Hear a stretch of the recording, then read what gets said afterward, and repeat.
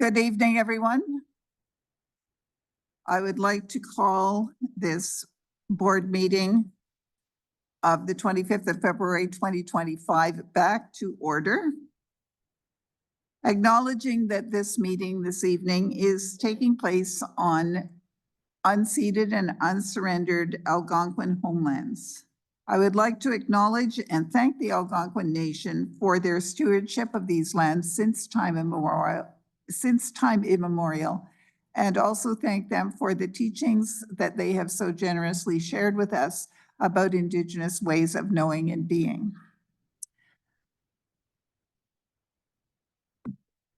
Do we have any declarations of interest in accordance with the Municipal Conflict of Interest Act? Any board member have an interest to declare? And seeing none, I would like now to move to the report from Committee of the Whole in camera. Vice Chair Milburn. The board met in camera this evening, and the board approved a recommendation to move forward on a governance and human resource matter. Thank you for that. We have had our discussion in camera.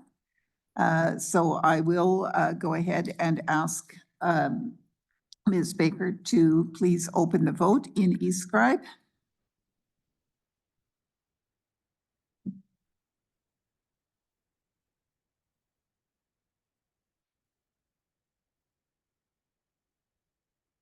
We seem to be having a little difficulty with the technology on this one. So I will ask if we could have a recorded vote by roll call. If you would do the roll call, please.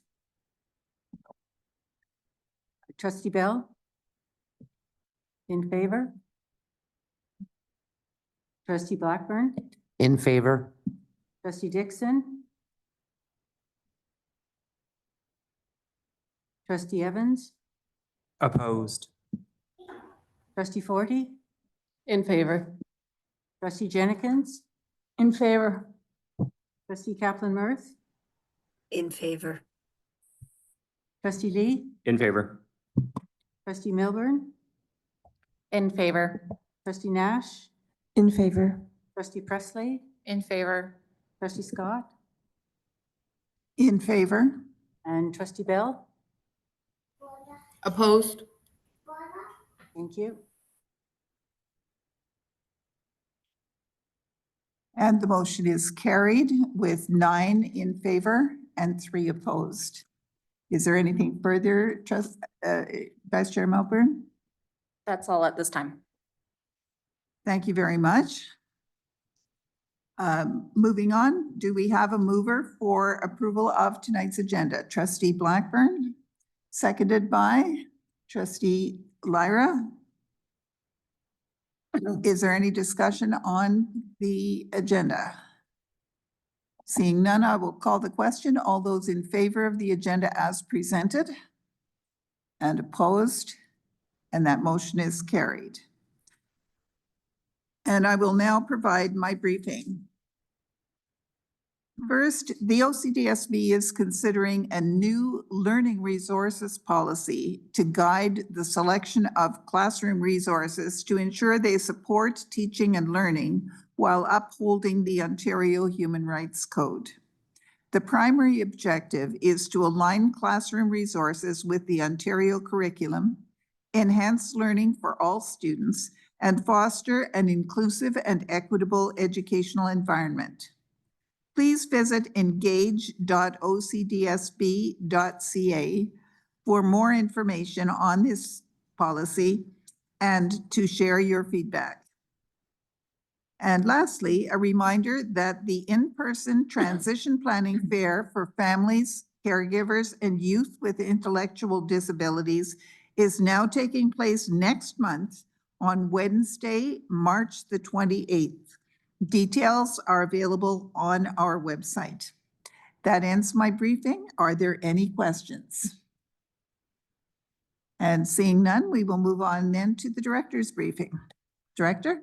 Thank you. Through you, Madam Chair. Good evening, Good evening, everyone. I want to begin by saying thank you to the over 3,300 participants who have already participated in the survey on the proposed elementary program model and support for students.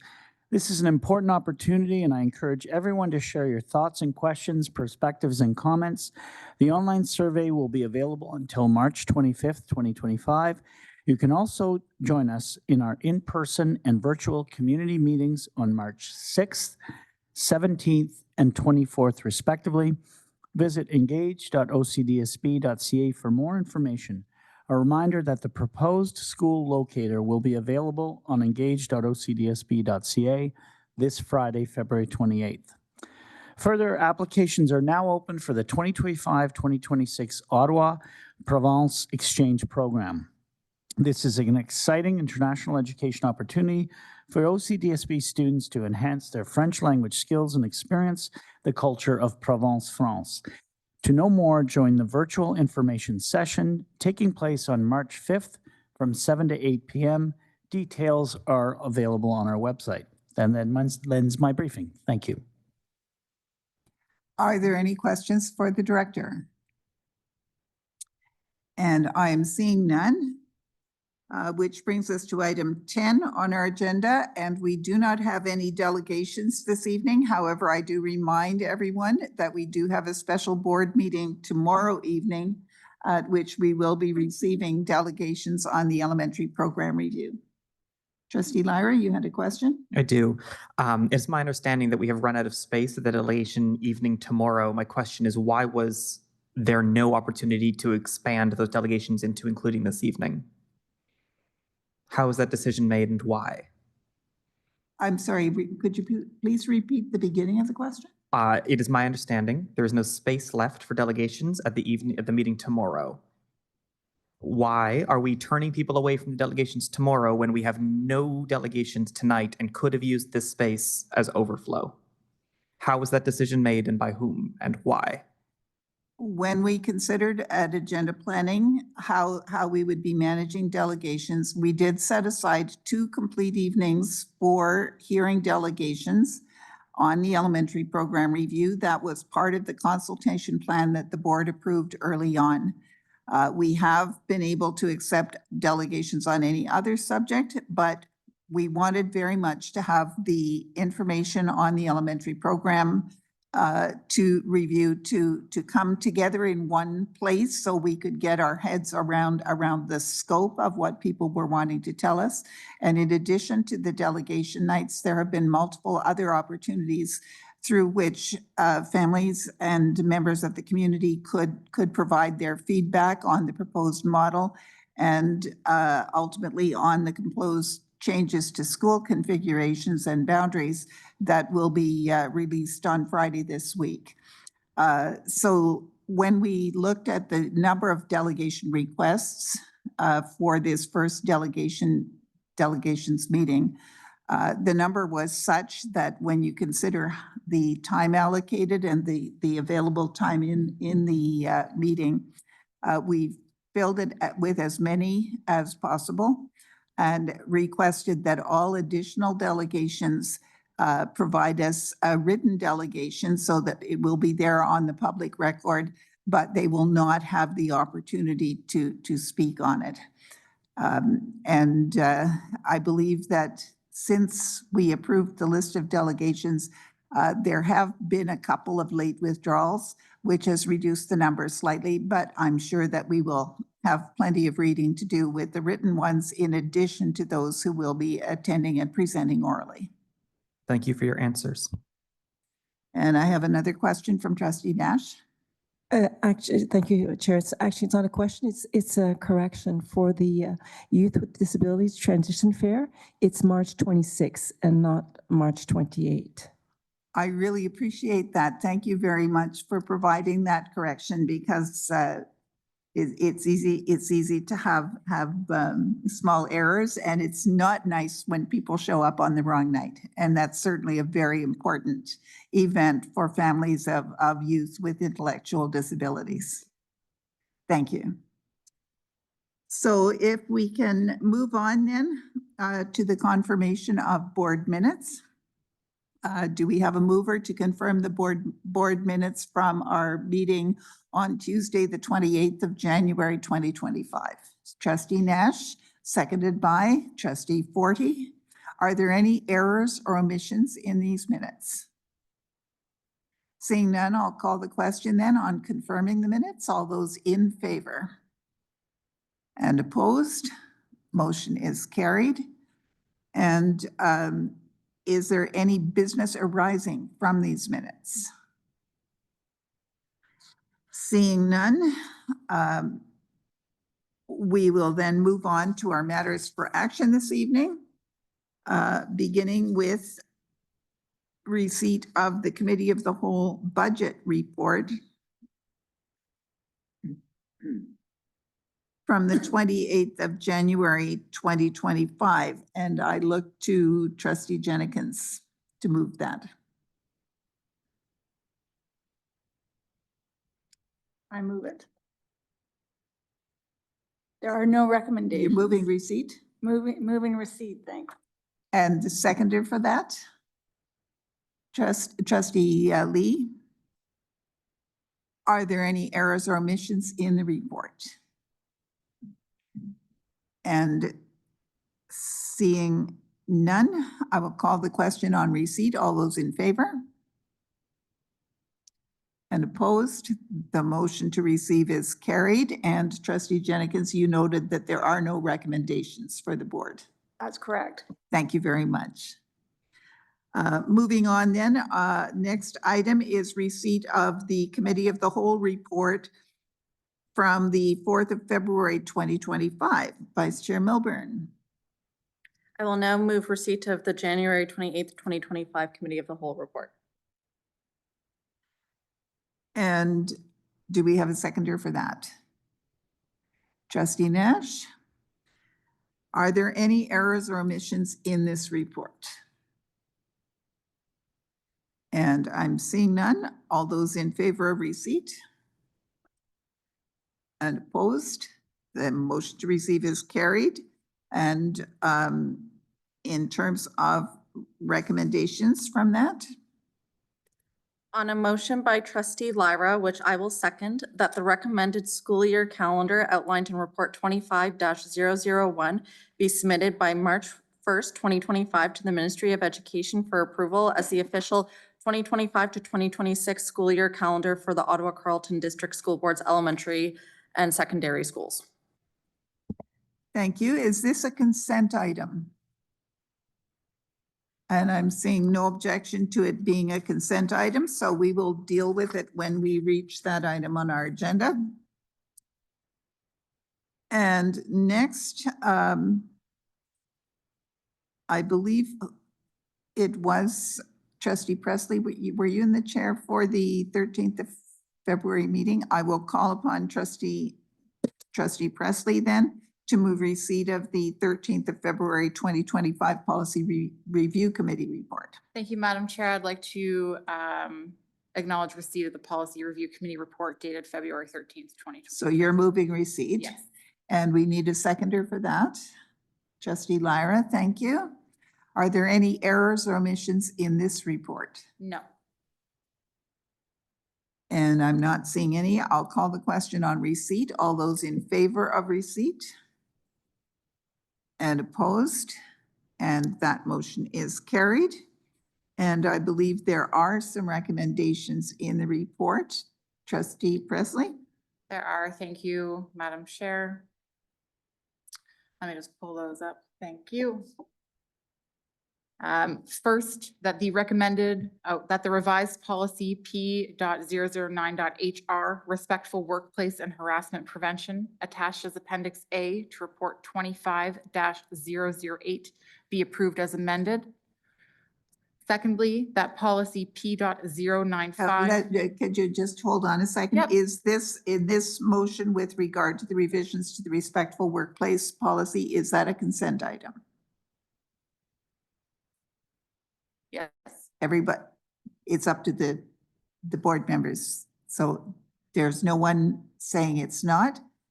So we'll deal with that in a few minutes. Now I'll go back to you, Trustee Presley. Thank you, Madam Chair, through you.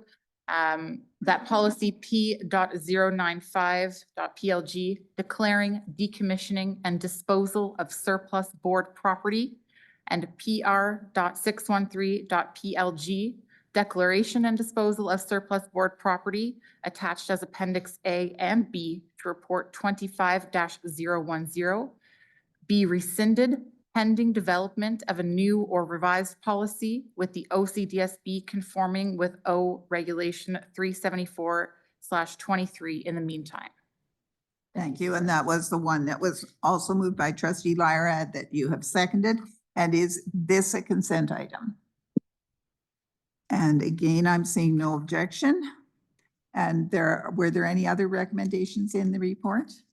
No other recommendations. Thank you very much. So that brings us to item 13.4, which is the, oh, sorry, it doesn't quite bring us there yet because we have to still approve the consent item motions. So do we have that ready to go in eScribe? If we could please open the vote.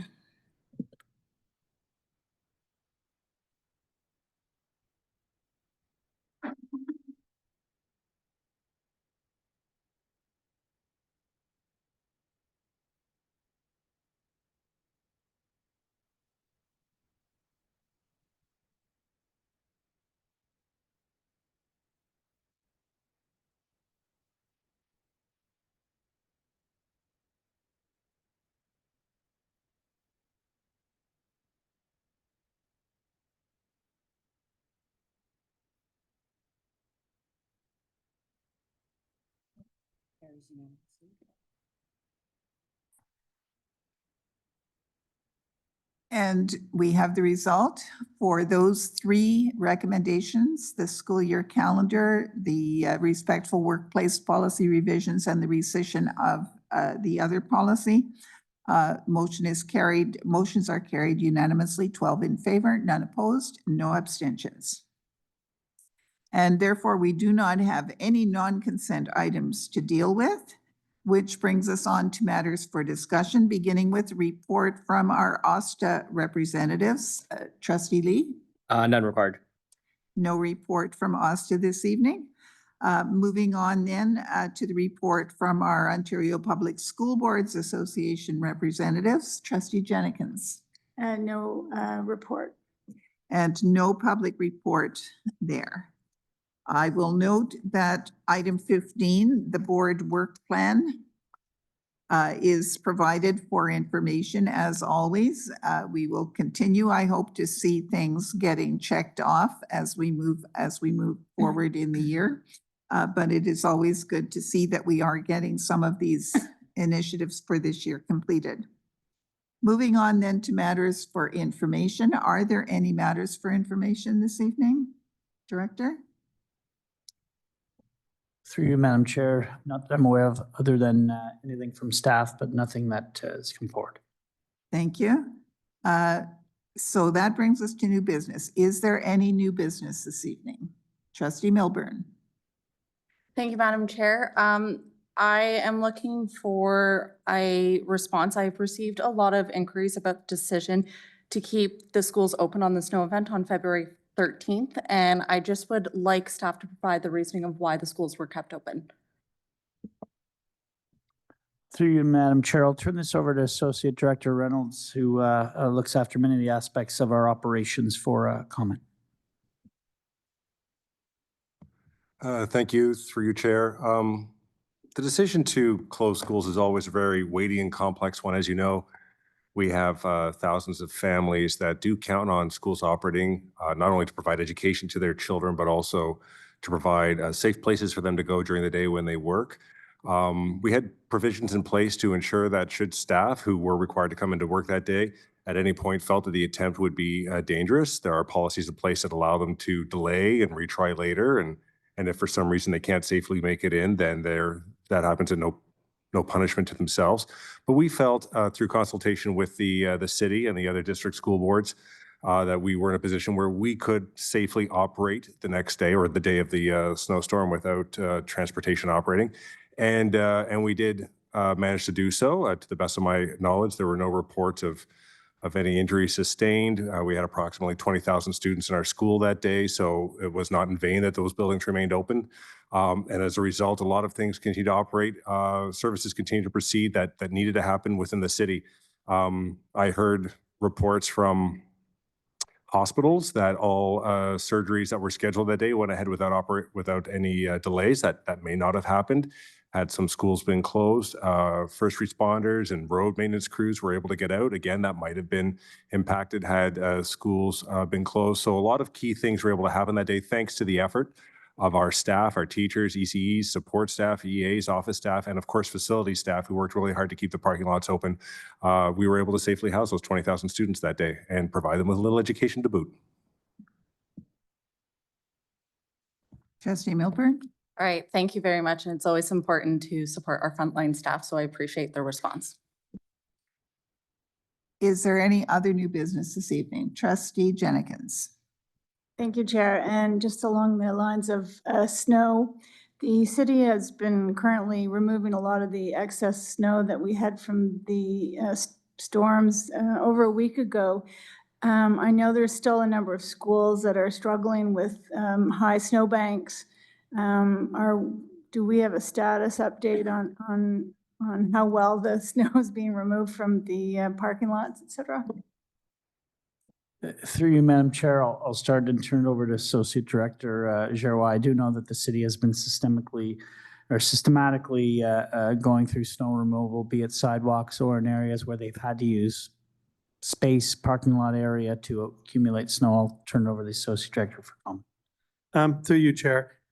So this has been an issue in the past because we do hire third-party contractors to remove snow. And so some sites, there is limited availability for snow to be stored on site. And we did receive an extraordinary amount of snow compared to historically what we normally receive in 1 or 2 snowfalls at one time. So it's not surprising that there are some sites that are snow removal has not been adequate or meet the needs of the district. But we have the custodians on site who are responsible to identify any particular concerns or areas, same as PVPs. But if you are aware of any particular sites that we need to address, we usually will reach out to the third-party vendor to make sure that they are responsible for snow removal or any damage or anything like that that they cause. So we can certainly address any specific sites that are problematic. Thank you for that. I do know that Steve McLean Public School in Riverside South has been challenged by the high snowbank. So just if we could monitor that location. And is there any other new business? And seeing none, we have reached the end of our agenda. Thank you all very much. We stand adjourned.